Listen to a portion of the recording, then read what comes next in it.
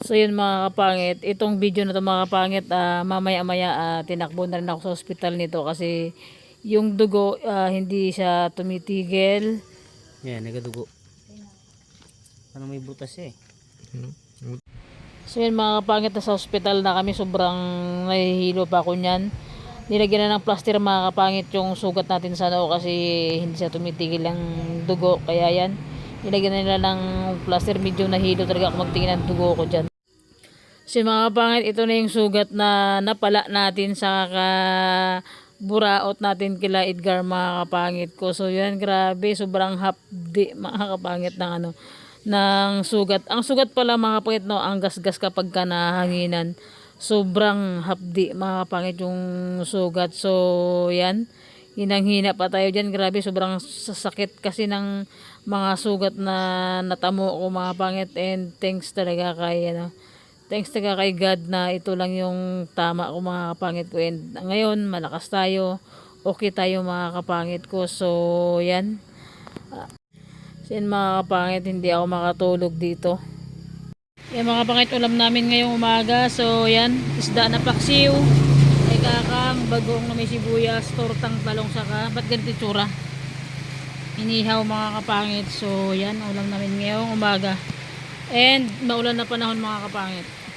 Ito na ng pangalawang araw na ng maga ng pangalawang araw na ng maga ng mata natin mga kapangit ko. So yan, nag-video lang ako para makita nyo yung itsura natin hanggang sa magaling mga kapangit. Kahapon di ako nakapag-video, mas matindi kahapon mga kapangit, as in ganun na yung mata ko.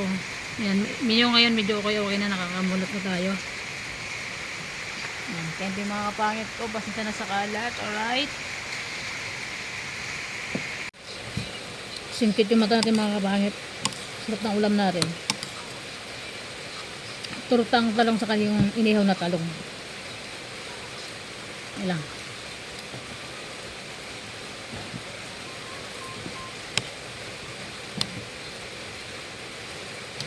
Hindi tayong galong makangwaya kasi dito. Sakat.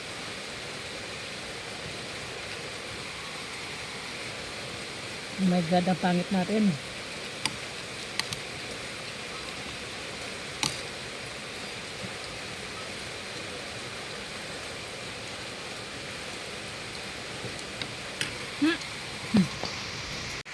So yan mga kapangit, pangalawang araw na na-disgrasya ako. So yan, kahapon grabe, hirap ako makamulat. Ngayon medyo okay naman na.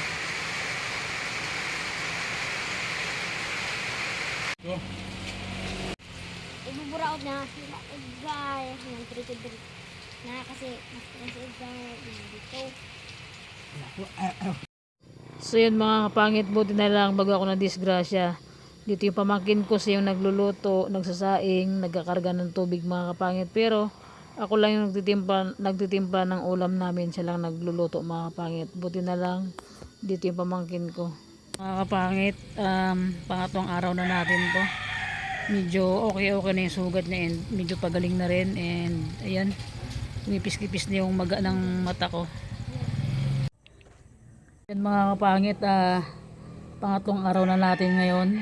So yan, medyo humilom-hilom na rin yung sugat natin mga kapangit sa 3 araw. So tsaka to sa, and marami pa akong mga sugat mga kapangit sa paa. So yan, mag-inom tayo ng gamot na may pinamik mga kapangit. Medyo kumikarot pa kasi, kaya inuman muna natin. And after natin mga kapangit mag-inom nito, maglagay tayo ng ointment sa mukha natin.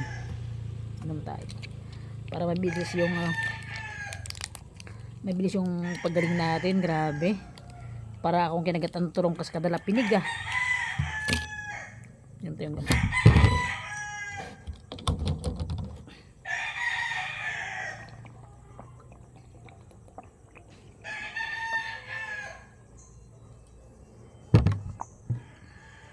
So mga pangit, siyempre after natin mag-inom ng gamot, lagay tayo ng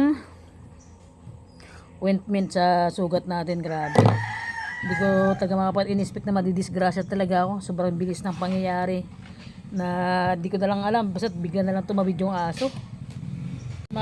After bago tayo maglagay ng ano ng gamot sa ano natin sa sugat. Mag-alcohol muna tayo mga kapangit. Aw, hapdi, grabe. Dami ko kasing sugat mga kapangit din sa kamay, sobra. Yan. Dami ko sugat. Malilit lang sa pero nalalim. Yan, natin ng alcohol. Bago tayo maglagay ng ano gamot sa mukha natin na sinupok. Ginagat ng liguan. Layo nang sa kabila. Okay. Pagharap. Mak. Ay, mukha ka sinupok. Duk padam. So yan mga pet. Lagyan tayo ng ointment. Ayan. Ito yung gamot na ating pinapahid-pahid sa mukha mga kapangit. Sira yung balat natin mga kapangit ko. Bagay ko na tawagin na joke pada mga kapangit. Di mga joke lang yun mga kapangit. Lahat tayo. Walang pangit sa mundo mga kapangit. Lahat tayo nilikha ng Diyos na okay lahat ang mukha, di ba? Yan, grabe, ang sakit. Gusto mo yan, di ba? Ito na. Yan, mga kapangit ko. Pangatlong araw na natin. Medyo kumipis-kipis na rin sa mga kapangit ko. Pinagtulungan kasi ako agatin ng taktik kasi kada turong Yan. Yan pa na. Ito ito. Ay. Sarap. Yan mga kapangit. Ganun lang para madaling humilom yung sugat natin, di ba? Day 1, day 2, day 3. So, yan mga kapangit. Tabang. So yan mga kapangit, pang 4 days na natin dyan. Medyo lumiwanag na yung mukha natin mga kapangit. Nagaliwalas na yung ating pagmumukha. So yan mga kapangit, pang 5 days na natin to. Medyo humihilom-hilom na rin talaga siya. Kaya nagpula-pula sa mga kapangit kasi nilagyan ko ng ointment. Pag nilagyan ko kasi ng ointment mga kapangit, talagang namumula siya sobra. Gat natin pag ganito, pakak. Pagharap, sinupok. Yan mga kapangit. So yan mga kapangit, magpaksiw tayo ng lawayan na na sapsap. Kunin mo yung sapsap, pakita natin dito. Yan mga kapangit, paksiw tayo ng sapsap and meron lagyan natin ng lagyan natin ng sili and kamatis, sibuyas, bawang and tawag nito? Tawag nito ka? Kamyas mga kapangit. So yan isda natin Yan. Paksiwin natin mga kapangit. Kunti lang mga kapangit bilhin natin isda kasi nga ayan yung ulam natin is unti lang yan, pang umaga lang natin mga kapangit. Yan yung ating ricado sa ating paksiw.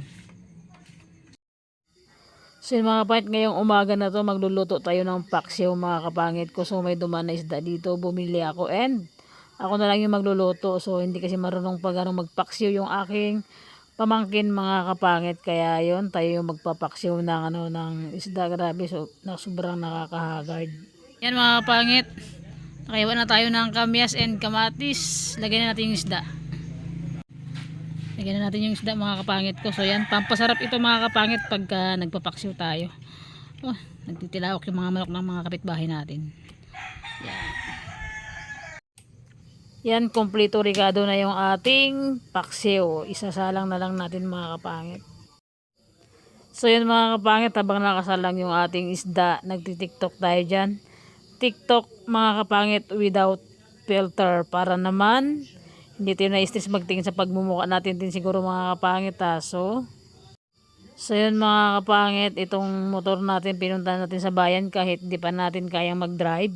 Charot lang mga kapangit, kaya ko na mag-drive mga kapangit ko. So yan, nagbabayan tayo kasi kailangan nating ipaayos talaga yung motor natin mga kapangit dahil wala tayong gagamitin kapag hindi natin pinaayos si Big Boy mga kapangit. Si Big Boy lang kasi yung partner natin sa lahat ng pupuntahan, sa lahat ng lakad natin mga kapangit. So yan, kumain na ako saglit dahil nga sobrang sakit na ng ulo ko and sobrang sakit ng leg ko mga kapangit.